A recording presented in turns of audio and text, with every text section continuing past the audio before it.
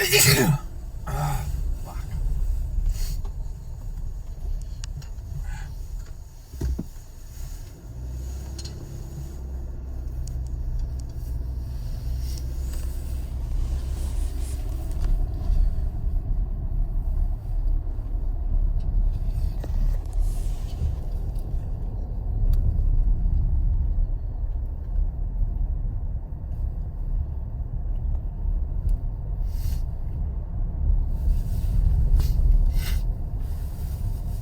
Turn here. Yep.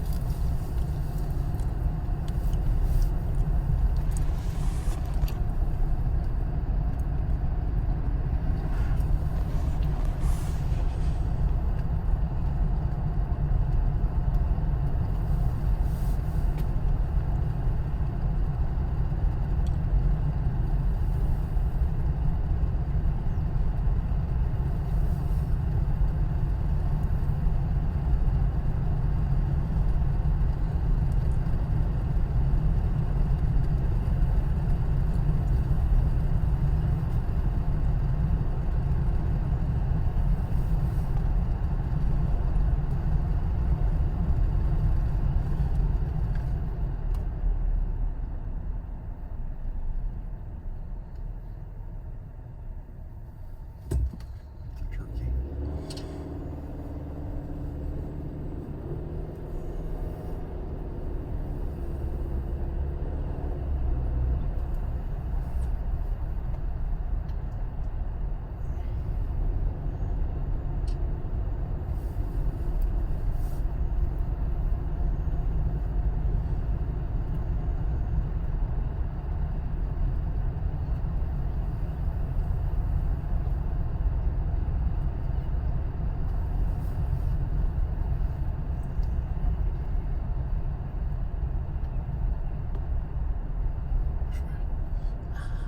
Right. That's what I figured. That's what I figured. Just wanted to make sure you remember.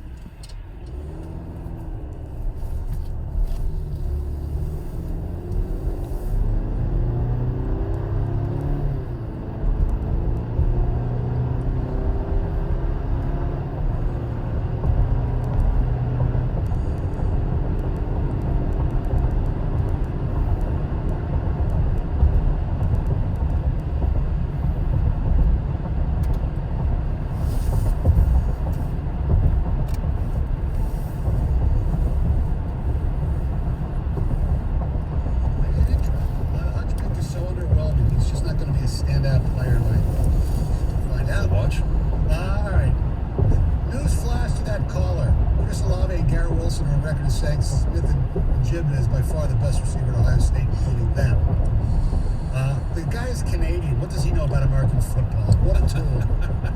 That caller lives a very sad life. Jesus. This isn't the Grey Cup. Jesus, that guy was annoying.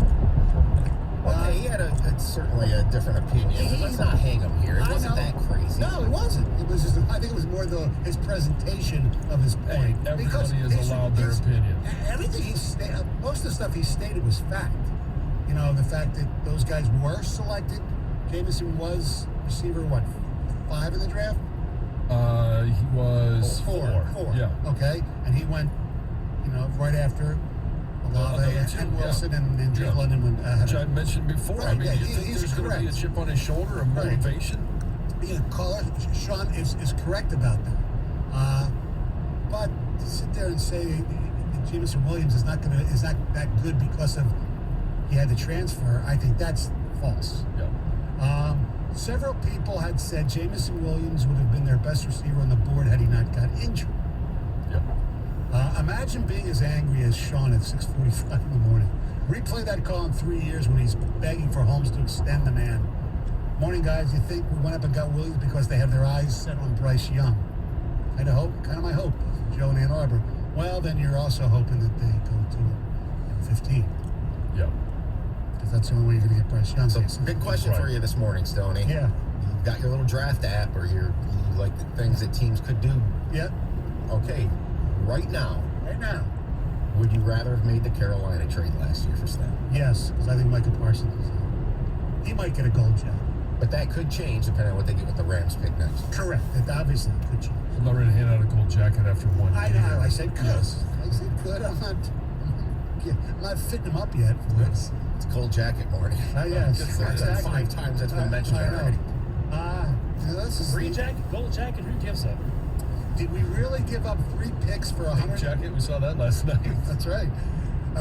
Did we really give up 3 picks for a 175-pound one-legged receiver when we need so much help on D? That's from Doug in Rochester. A bag leg. It's a valid question. I mean, because of the injury. Yes, you can't completely, I feel sometimes like we're so excited about our Super Bowl, which is the draft, and that we've got, a good player in Aiden Hutchinson, a good player in Jameson Williams, but we can't completely discount the fact that he tore his ACL. That is a factor. Whether it's a factor in this year, which I don't think it will be, he'll be able to recover and be just fine for a couple years, but what happens in year 5 or 6? Right.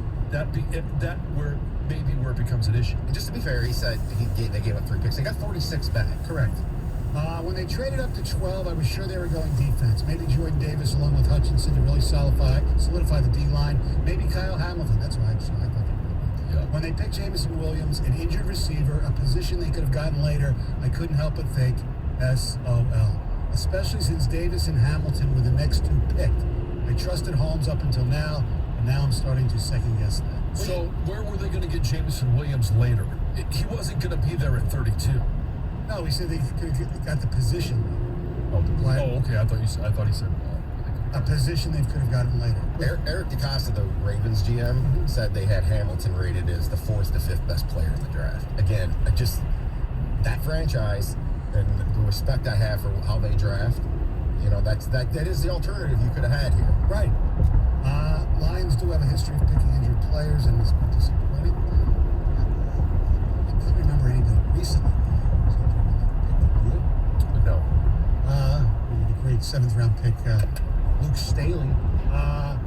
Darryl and Taylor, what's up? Hey, how's it going? Good. Let me start off with this. I do think Jameson Williams might be a stud, so I'm not really upset with that pick. I would just like for them to somehow get the 34th pick Kyle Hamilton and possibly Nakobe Dean. That would have gave you Aiden Hutchinson, Hamilton, and Nakobe Dean, and to possibly shored up your defense on every level for the next 5 to 10 years. Well, it was like, go ahead. Are you suggesting that they could have got Kyle Hamilton if they didn't trade up, or you wanted? No, they wanted to. He wanted to trade up. Okay. They keep 34. Keep 34. Oh, okay. Give up next year's 2nd round and take Dean. Because would you rather have Jameson Williamson or would you rather have Kyle Hamilton and Kobe Dean? That's how I was looking at it. But I like the aggressiveness. I'm not upset with the Williamson, but man, you get a draft with Hutchinson, Hamilton, and Dean, you knocked it out the park. I don't see where you go wrong. Well, I don't think it's likely, but you may still be able to get Dean at 46. You might. Or maybe, who's the other Georgia linebacker? Just quickly, you had to give up 34. Right. So that's not reasonable. I think the more reasonable thing to say right now is not make the trade and draft Seen and Dean. Correct. That would have been possible. Hutchinson, Seen, and Dean, Yeah. or Hutchinson and Williams. Yeah. And what they get at 46. Yeah. That'll be your judge. All right, we'll ask Dave Birkett, the Lions beat writer. He was in Vegas last night. That's coming up next. 97.1 The Ticket. WXYT FM and WXYT HD1 Detroit. An Odyssey station. Sports headlines all day, every day. From the Sold by Mike Z Sports Desk. This is 97.1 The Ticket. Brought to you by Mother Waddles. Lions have an explosive start to the NFL draft. They get the top talent on most expert boards, Aiden Hutchinson of Michigan, and then effectively fleece the Vikings in a trade to move up 20 spots and take the most electric wide receiver in the draft, Jameson Williams, out of Alabama. Williams dealing with an ACL tear from his last game, but is reportedly ahead of schedule with his recovery, and he's just glad Detroit could look past his injury. I see myself being a big part of this offense. Obviously, they took a chance on me. They have the faith that we can do big things, and I'm just here to show my playmaking ability. We could change things around for sure. Williams put up over 1,500 yards and 15 touchdowns in 15 games at Bama and was one of the most dangerous kick returners in college as well. He joins Amon-Ra St. Brown and DJ Chark among those in the wide receiver room. Rounds 2 and 3 of the draft will be tonight. Detroit's next pick is the 14th when the clock starts ticking again. The Tigers' struggles continue for the second straight April, falling to 6-12 after a fifth straight loss. The Twins beat them 7-1 in Minnesota to complete the sweep. And NBA scoreboard, 3 more eliminations. The 76ers take out the Raptors 132-97. Suns over the Pelicans 115-109, and the Mavericks defeat the Jazz on the road 98-96 to move on. At the Ticket Update Desk, I'm Chris Villar. For more, stay tuned to 97.1 The Ticket and Odyssey.com. Live from the Jamie Samuelson studio, Stoney and Jansen on 97.1 The Ticket. Thank you very much, Chris. The telephone number is 248-539-9797. Las Vegas was Las Vegas, maybe a little bit on steroids last night, but it usually is. Dave Birkett from the Detroit Free Press was there in Sin City, and how are you, my friend? Tired. Long first round, but an eventful, but that was good, I guess, right? Yeah, I mean, well, it moved quickly at the beginning, and then things got bogged down. First of all, your feelings on Aiden Hutchinson. I think it was the right move. I mean, I know there was some talk about, taking Kayvon Thibodeau there, and, certainly there was, some sentiment inside the Lions organization to take Kayvon, but, look, I think, Aiden is the right fit for this organization.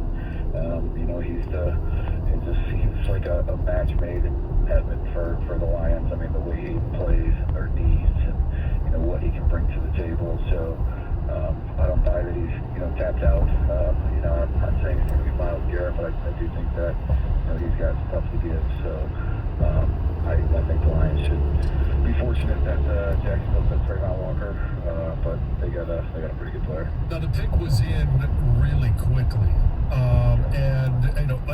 We didn't know who it was going to be until we heard, but what's your sense of how close it was between Hutch and Thibodeau? Well, like I said, I know there was sentiment in the Lions organization to take Thibodeau. I don't know that it was like everyone but one person sort of deal, but I think that there was a lot more pull for Aiden. So was it a debate? Yeah. Again, there was reason to like Thibodeau. He certainly has upside. And, I think he can be a good player too. But ultimately, I think this is what Dan Campbell wanted, and Aaron Glenn wanted, and some of the people that had spent time with him. They just came away feeling like this was the right fit. The trade up for Jameson Williams, most people like it. They like the fact that Brad Holmes was bold. The question is, do you trade up that much to get the fourth receiver taken in the draft coming off an ACL.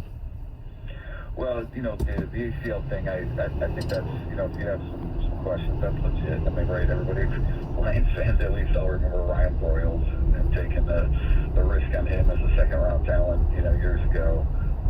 But look, you can find people in the NFL who thought Jameson Williams was the best receiver in the draft, and so it doesn't, the fact that he went fourth among receivers, I don't think that's an issue. I think it's the Lions wanted and badly needed a receiver. The cost of receivers has grown, so much here over the last few months that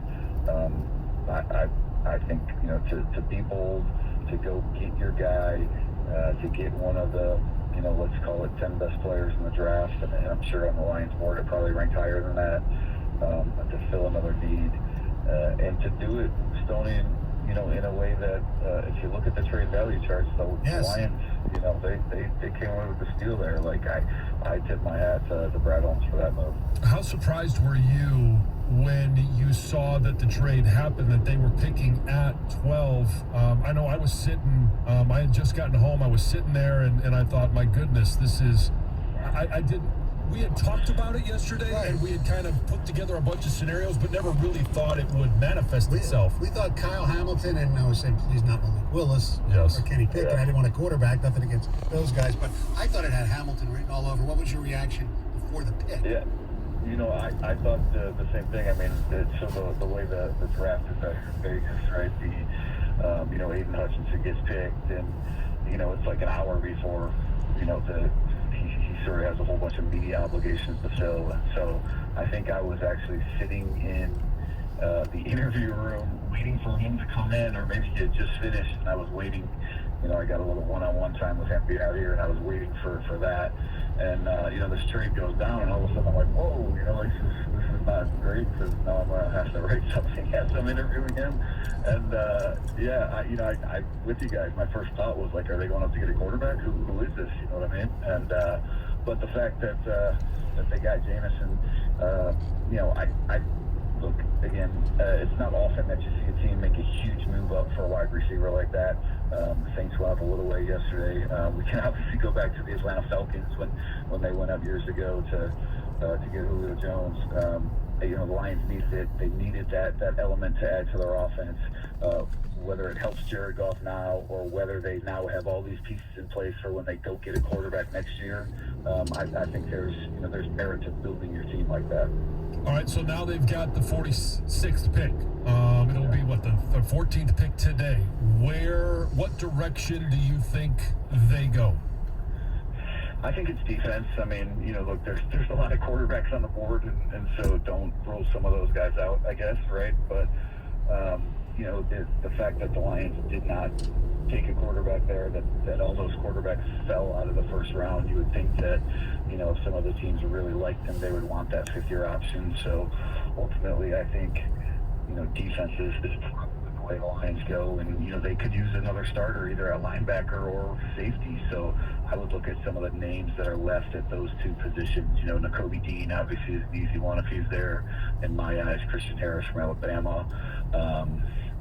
There's a few safeties on the board. Jaquan Brisker, being the one that jumps off to me. So, hey, maybe they were trying to get a quarterback and move back up, and just Minnesota didn't want to trade with him again, but at 32. But I would think the Lions go defense to try to add another starting caliber player. There's some good cornerbacks still available, right? But Booth, McCreary, people like that, Kyle Gordon. Yeah, it's interesting when the way teams sort of take the night and then come back and gather themselves and reset the board and just kind of sort of based on needs and some of the. If you look historically, there's always a couple trades at the start of round two, just because teams can sort of go target guys that they want. And from the Lions standpoint, like I said, I think they have a lot of needs in that back seven. They're young enough in the secondary that they feel comfortable going into the season. If this was the cornerback group, especially adding in Mike Hughes. But I think if they're being honest with themselves too, there's enough injury questions back there. Jeff Okudah, Jerry Jacobs, that it wouldn't hurt if they went and added enough cover into that unit. Dave, knowing your personality, I'm sure that you were up and out with Lions fans partying all night long. So I want to know, we get texts and we get calls, but we haven't had a chance to interact with fans maybe the way that you did, whether it was at the draft or at some point in the evening. What, from boots on the ground, what was the reaction of Lions fans after round one? No one sent any pictures of me to the ticket test like out on the club, huh? Not yet. Stadium swim was closed. Yeah. Apparently, what happens in Vegas still stays in Vegas. Yeah, for now at least. Yeah, honestly, I'm getting ready to go catch a flight here, and I, finished up late last night, so I did not finish or did not talk to many fans, but judging from the feedback on my email and interacting with some of the guys on Twitter, some of the people on Twitter, I think most people were pleased with what they did. I think, Stoney mentioned it earlier about being bold, and my sense was that it's sort of nice to see that, for once out of the Lions to go get your guy. And I mentioned earlier I was waiting for this, my one-on-one with Aiden Hutchinson after that trade went down, and so I asked Aiden, and he was like, I just ran into him in the hallway, and he was excited, and what that meant for the Lions to go and trade up and get Jamison Williams, and I think it's something that both those guys, I don't know if the story's up on fruit.com yet, but both those guys sort of said that, hey man, this is something that we feel like together we're two of the best players in this draft, and we can help take this Lions organization to new heights. Before Dave Birkett joined us from the Free Press Live in Vegas. You're just about to give that ticket tax, right, for them to send pictures on exactly. Absolutely, yes. I had to edit myself there. The reaction, what did you think about the whole first round in general with all the trades? If your last name was Brown and a receiver, you were getting moved. A lot of crazy stuff. Hey, man, we thought this was going to be a wild draft just based on some of the uncertainty, and this was even a little more chaotic than I think most people thought, because it seemed for a minute there like every other team was trading their pick, and maybe that's a good thing. Maybe in a draft where there are no sure things, and every team sort of has its own apple on the side, that it's sort of fun to see all the maneuvering that teams had to do. I mean, I think that goes to tell you that teams either A, had very specific needs that they wanted to fill, or B, their boards, their first round guys on their boards, there just weren't a lot of them, and so they had to, when they saw an opportunity to go get those guys, sort of like the Lions did with Jamison Williams, they took it, because there were only a select few elite players on their board, or maybe first round talents on their board, that they thought were the right fit for their organization. So for anybody that's looking ahead for 2 years, in 2024, when the draft will be here in Detroit, what was the experience like in Vegas, and how do we replicate it here?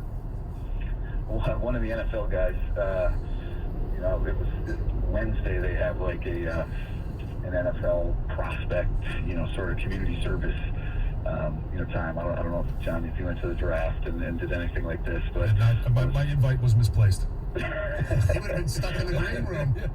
Yeah. Well, so that there's the day before there's this event, and typically it's outside. It's like a Play 60 clinic, and the prospects are all available afterwards. And so, I got done talking to maybe, Aiden Hutchinson and Sauce Gardner and a couple guys, and I put my bag on the ground, and I was pulling out the sheet to see, the guys that were there, to see who else I needed to talk to. And one of the NFL guys came up to me, and he was like, "Where are we going to do this in Detroit?" I said, "You know what? I just got a text from my son's baseball coach that said they're moving baseball practice inside on Wednesday because it was so cold." I said, "You better find an indoor place to make sure that you have that or have some backup." So yes. It'll be a great event, and there'll be a lot of people, and I think it'll be fun for the casual fan. It'll be tough to replicate this. Though, having said that, I went to the one in Philadelphia too, in Chicago, and they've always found, good ways to host that event.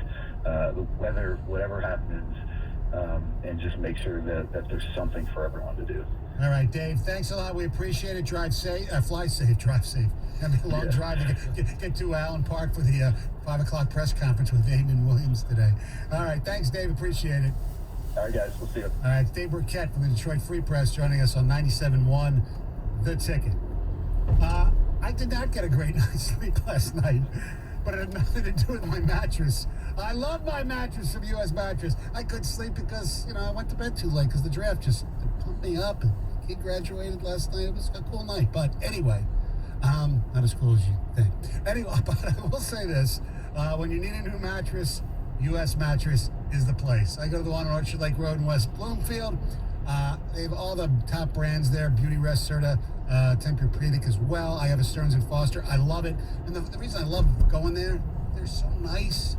They're informative. They do everything that you want done when you go for anything. Great customer service. U.S. Mattress, also the #1 online retailer for mattresses. Visit usmattress.com to find a location near you. 97.1 The Ticket. Traffic.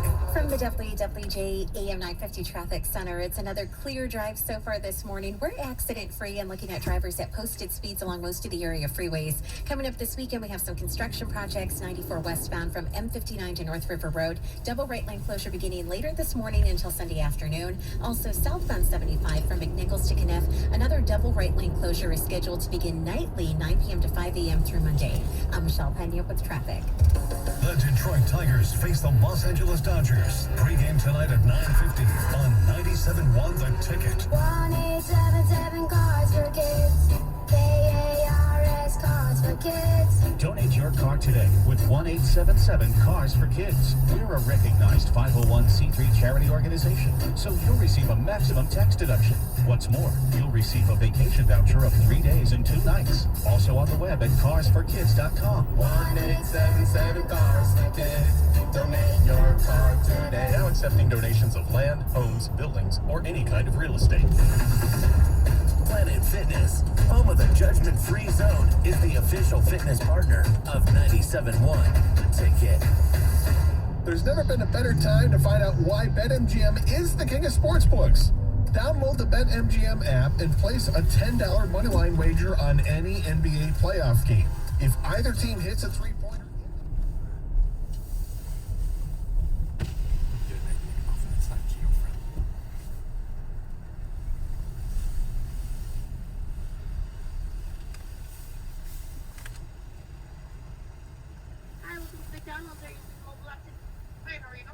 Good. Can I get a Egg McMuffin meal, large size with a Coke?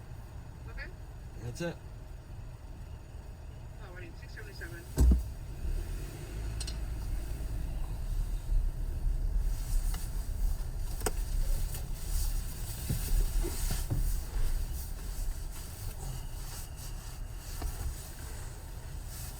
Don't get excited. Coke's for no one. It's white gold. It's over.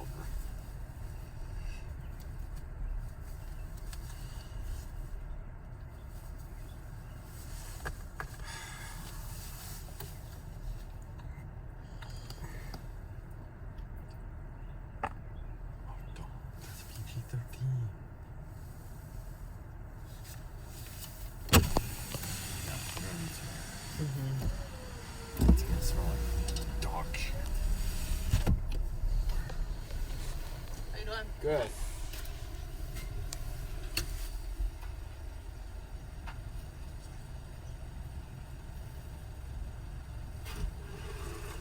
You have a great day? Thank you.